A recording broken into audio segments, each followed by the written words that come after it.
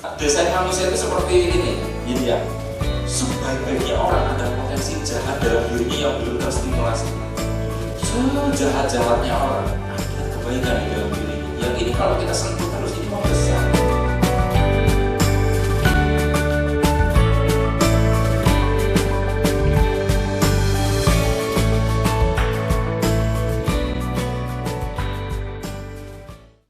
Assalamualaikum warahmatullahi wabarakatuh. Jumpa lagi kita berjumpa dengan saya Arif Rahutomo atau Arif RH dalam rekaman video iseng Reborn. Cie.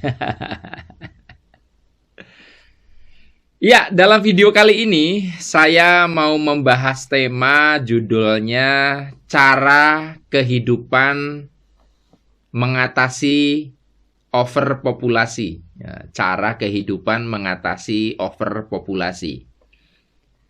Jadi overpopulasi itu pengertiannya secara sederhana adalah rasio antara yang menghuni bumi ya dengan kemampuan bumi untuk melayani penghuni dari sumber daya material, tanaman, wilayah untuk tempat tinggal, oksigen, dan seterusnya.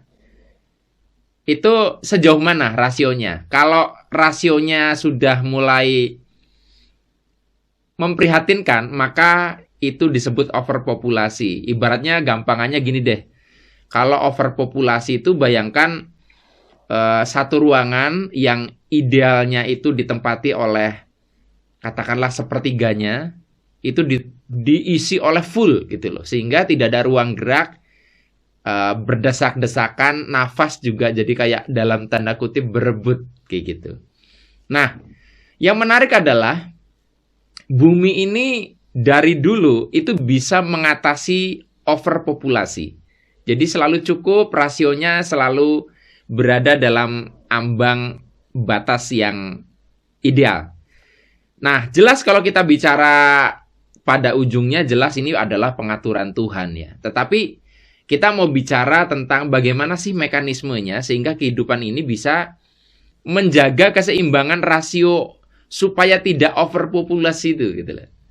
Nah, saya merenungkan itu ada beberapa hal bagaimana cara kehidupan mengatasi overpopulasi. Yang pertama adalah umur manusia semakin memendek. Ya. Anda boleh cek dalam arkeologi, dalam sejarah ya, dalam apa tuh, pokoknya jejak-jejak masa lalu, fosil dan sebagainya. Itu usia orang-orang zaman dulu itu lebih panjang-panjang. Bukan hanya lebih panjang-panjang, tetapi orang di zaman dulu juga ukuran tubuhnya juga tinggi dan besar. Konon sekitar 30 meteran. Makanya dinosaurus di era itu mungkin bukanlah hewan yang sedemikian besar bagi manusia di zaman itu. Nah, kebayang kalau misalkan umur manusia tidak memendek, ukuran tubuhnya tidak mengecil, maka bumi akan overpopulasi dengan cepat. Nah, seiring dengan penambahan jumlah orang, secara alamiah terjadi yang namanya penyusutan ukuran tubuh dan pemendekan usia manusia. Jumlahnya lebih banyak, tapi umurnya lebih pendek, ukurannya lebih kecil, kayak gitu. Yang kedua adalah terjadinya pandemi atau wabah. Jadi wabah itu wabah penyakit ya tentunya. Itu kan bisa membuat banyak orang akan musnah, kayak gitu. Jadi kalau misalkan orang sudah kelebihan nih, maka kalau misalkan ada penyakit gitu menular gitu kan banyak yang mati. Otomatis rasio antara penghuni dengan kemampuan bumi untuk melayani itu tetap terjaga. Kemudian yang ketiga adalah terjadinya yang namanya bencana alam. Nah, bencana alam ini misalnya terjadi tsunami, terjadi gempa bumi, terjadi gunung meletus dan sebagainya. Pokoknya dinamika alam yang menyebabkan manusia akhirnya menjadi korban dalam peristiwa itu. Itu pasti juga akan massal sekali pengurangan populasinya kayak gitu. Dan yang terakhir adalah perang. Jadi perang itu sebetulnya juga bagian dari mekanisme itu. Anda perhatikan perang itu akan memakan korban yang sangat banyak sekali. Dan itu akan menyebabkan jumlah populasi akan imbang lagi dengan kemampuan bumi untuk melayani.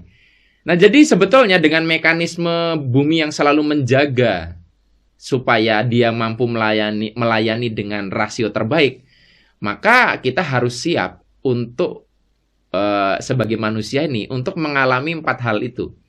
Yang pertama sih jelas kayaknya sih sudah enggak ya, penyusutan ukuran tubuh dan pemendekan umur sepertinya sih sudah tidak begitu signifikan. Tapi 3 hal tadi, kalau enggak pandemi, bencana alam, kemudian perang. Jadi kalau misalkan kita sudah sekuat tenaga untuk mempertahankan hidup dan tetap terjadi salah satu atau 3-tiganya dari hal itu, ya sudah, satu kata bahwa bumi sedang berusaha mencapai angka ideal rasio supaya tidak overpopulasi. Saya tahu ini nggak enak ya. Siapa sih yang mau banyak orang mati karena pandemi, banyak orang mati karena perang, banyak orang mati karena bencana alam. Tetapi walaupun kita nggak suka, yang namanya mekanisme alam akan tetap terjadi. So, Anda boleh saja menyebut hal-hal tadi sebagai musibah, menyebut hal-hal tadi sebagai hukuman Tuhan atau apapun, tetapi dalam frame kerangka video ini kita memandang bahwa semua fenomena tadi sebagai bagian dari kehidupan untuk mencapai satu angka sehingga populasinya ideal dengan kemampuan bumi untuk melayani penghuninya.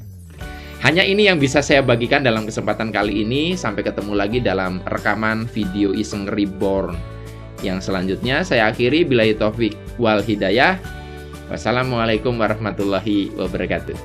See you.